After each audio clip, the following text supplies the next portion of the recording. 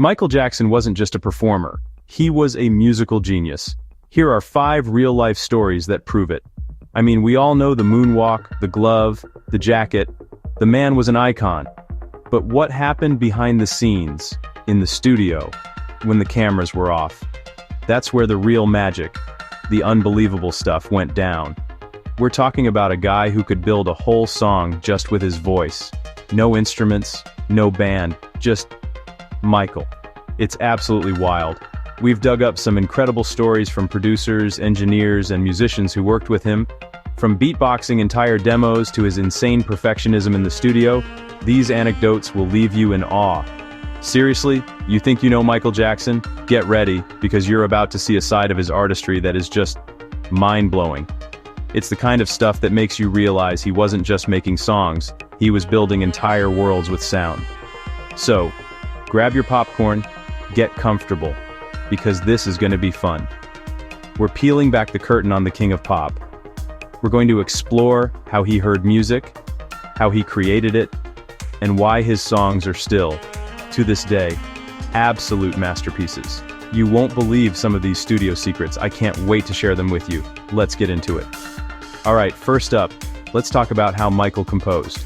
Now, most artists, they sit down at a piano, they grab a guitar, they noodle around until they find a melody. Not Michael. No, no, no. Michael Jackson had the entire orchestra, the whole band, living inside his head. Producers would come in for a session, and Michael would stand in front of the microphone and just start. He would beatbox the entire drum track, kick drum, snare, hi-hats, cymbals, everything. It was all so precise, so funky. Can you even imagine that? And he didn't stop there. After laying down the beat with his mouth, he'd sing the bass line, boom, boom, ba, boom, boom. Then he'd add the horn stabs with his voice, bap, ba, dap, bap. He would layer vocal harmonies, guitar riffs, string melodies, every single part of the song, he would perform it vocally. He was a one-man band, a human synthesizer. Engineers who worked with him said it was one of the most incredible things they had ever witnessed. They would just hit record and try to capture all the genius pouring out of him. It's just, wow. These weren't just rough ideas. These vocal demos were so complete, so detailed, that you could hear the finished hit song right there. He knew exactly how every instrument should sound, how it should feel, and where it should sit in the mix. He would literally tell world-class musicians, no, play it like this, and then sing their part back to them with more groove than they had. It's a level of musical intuition that is just off the charts. Absolutely incredible. So we know he could create the sounds, but what about the rhythm? This story is just fantastic. Michael had what you'd call perfect rhythm. Not just good rhythm, but perfect. Like, scientifically perfect. There's a famous story from the recording of Billie Jean where the drummer, Ndugu Chancellor, was laying down the beat.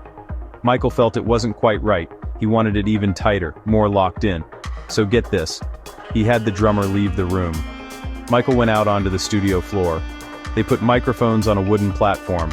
He proceeded to dance. He stomped his feet. He clapped his hands, creating the basic rhythm track with just his body. The engineers were stunned. They put it on the computer grid. His timing was flawless. He was a human metronome. He didn't just feel the beat, he was the beat. That internal clock can't be taught. It's a superpower. It wasn't just with his body. He could lead entire orchestras. He'd walk into a room full of Juilliard-trained string players. Without reading sheet music, he would conduct them.